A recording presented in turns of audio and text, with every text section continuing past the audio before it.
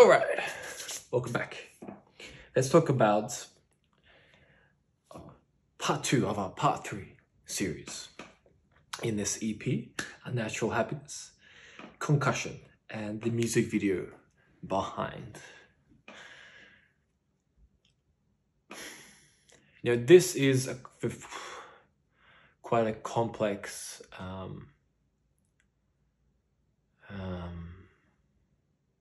space, and I'm going to explain it in the most straightforward way I can. But the reason I feel that it is complex is that there's many different ways to interpret it, and there's many different conclusions that we can make. Essentially, what I wanted to represent in the music video for Concussion is this aspect of hope. If you wanted to put it into one word, hope would be the word. And like I mentioned before, it might be difficult to see that in such a bombastic song. But it really is the case. And the imagery represented in the video, I feel represents that well. In a time when we have even more uncertainty than we've had in the past. And with everything that's happened to all of us over the past few years, and the difficulty and the lockdowns and everything that, you know, frankly, I don't want to even talk about anymore. These aspects, you know, change people. They change our personalities, our beliefs, the way we interact with people, the way we interpret things, the way we think about things. You know, they say, you know, people can't change. Well, you know, if you put enough pressure on a person, damn right they're gonna change, because they have, you know, you essentially leave them no choice. Our bodies, we as humans are very good at adapting, or most of us are. And in such a fast-paced world, our ability to adapt needs to be even better. That's the only way to mentally survive in such a fast-paced world now. And unfortunately,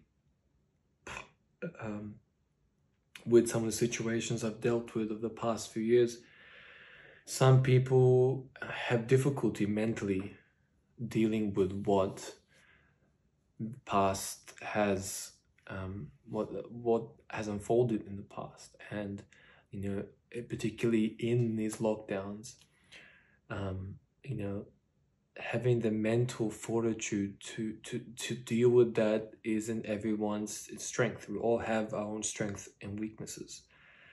Some people are physically strong, but not as mentally strong. Some people have both. Some people are more mentally strong, etc. And for some, unfortunately, the severity of being in a situation where you're basically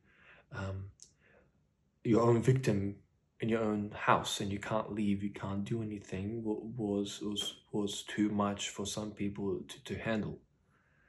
And, you know, you basically just, you know, switch and you become, you know, not the person you used to be, and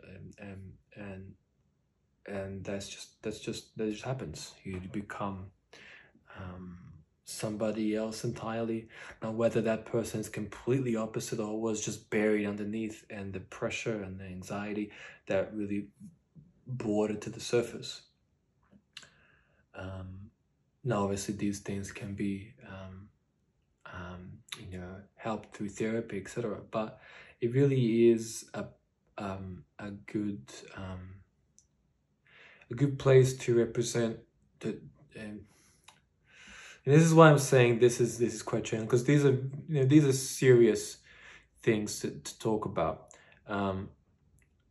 But to put it in a brighter tone, it is an aspect of these zombie movies, and how you become sort of infectious, and you turn into zombie. You basically turn into someone else. You become someone that you weren't before, but you're sort of you're dead by your life. And I think that's a perfect way to represent what I feel we have in the current times. We have a lot of people who have had this difficulty and mentally weren't as strong, and they basically became individuals who don't know how to behave in a society anymore. And you see more and more of this by our social norms becoming archaic in a lot of respects. And this analogy of sort of all those movies where this sort of this virus sort of takes over, and and you have a few people left, that's sort of becoming true in some regards. And you have a lot of good people, but you also have this sort of this mentality of and all these books sort of I don't care, and how to not give a fuck, and on all this, which in some aspects are good, but not everything. And when it comes to compassion, when it comes to having consideration for someone, when it comes to being compassionate, when it comes to being courteous, these shouldn't be just whatever, I don't care, fuck what everyone else thinks, what everyone else thinks, all I care about is myself. So I think we take all these books too literally. It's some person just had too much time on their hands, and did nothing else but research human psychology or something, comes up with a book and says the best way to deal with anxiety and everything is just don't care about anything, don't care about anyone but yourself, and that's how you deal with it. Now, again, I'm speaking broadly. Obviously, I have read the books that I've mentioned, and yes, there are more solid and structured examples and methods, and it does go a little more into detail, but the general sort of idea is sort of how do you stop caring when you care too much, basically. And my point of view is, okay, sure, perhaps we do care a bit too much, but we don't want to completely strip that away and not care at all, because then what exactly are we? It might as well just be The Walking Dead. And this is what I want to represent in the video. I mean, it's plain simple when you see the imagery of the individual turning into a zombie. Man, it's windy outside. It's like a sauna outside, but it's windy as well. It's like hot air brushing past you, and it's just like a sauna. It's and this is what I want to share with that imagery. And as the video progresses, you do see very difficult situations. You have an individual who is in a church.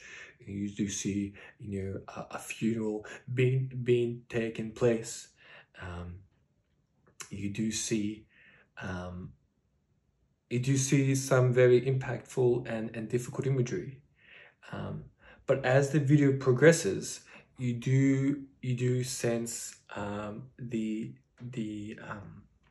aspect of hope and what I want to represent. And even though the virus is spreading, etc., there are still individuals out there.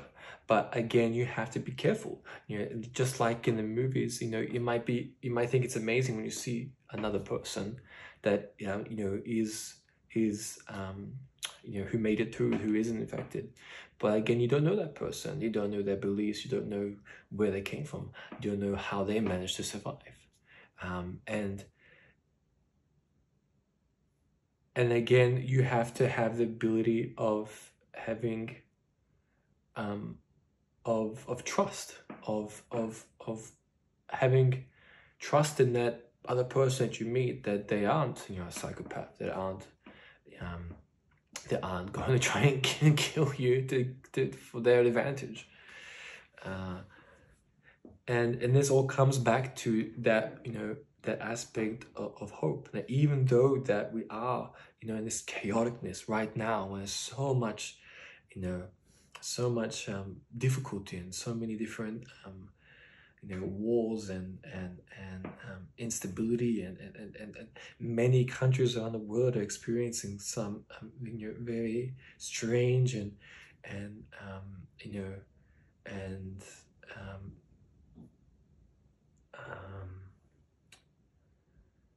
damaging economic situations for the people that live in those countries. And in such times we need to have that hope. And I know it's difficult. I know that right now it might seem like it's just gone too far off the deep end for us to even think about salvage. But again, you need to have hope, and even though we might seem we're so far away, I feel that we are closer than we've ever been before. And that's tough to see, and it's tough to believe that, but you have to have that belief, and you have to have that hope that we aren't sort of going to descend into anarchy. We need to have good people out there who are willing to speak up, who are willing to have a voice, who are willing to spread good in this world. And that's what I wanted to represent in the video for you.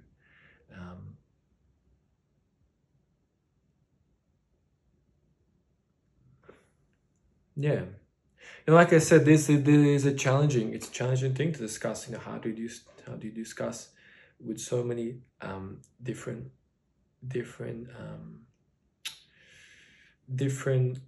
commonalities in aspects, but also the